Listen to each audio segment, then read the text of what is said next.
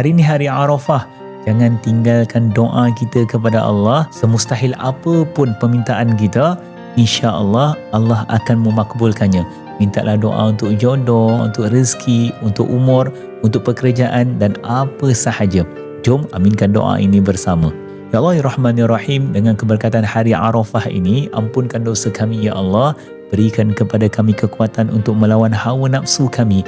Berikan kepada kami kekuatan untuk mengharungi segala apa yang sedang kami hadapi pada saat ini dengan kekuatan la hawla wala quwata illa billahil aliyyil azim. Ya Allah, matikan kami dengan iman.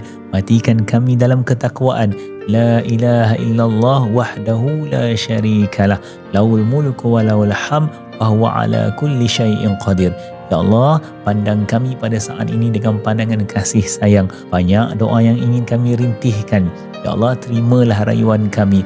Jadikanlah kami orang yang dibebaskan daripada api neraka seperti mana Engkau membebaskan hamba-hamba-Mu pada hari ini.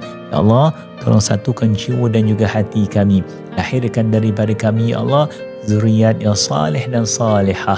Berikan kepada kami kebahagiaan, berikan kepada kami kesembuhan, berikan kepada kami kejayaan. Ya Allah, seperti mana Engkau memakbulkan doa-doa mereka yang merintih pada hari ini, tolong makbulkan doa yang kami bacakan pada saat ini. Berkati kami ya Allah pada hari Arafah. Temukan lagi kami dengan hari Arafah. Jangan Engkau pisahkan kami, melainkan Engkau telah memakbulkan rayuan dan permintaan kami ini. Rabbana atina fid dunya hasanah wa fil akhirati hasanah wa qina azabannar. Amin ya rabbal alamin. Sebarkan video ini. Moga Arafah ini kita sentiasa diberkati oleh Allah.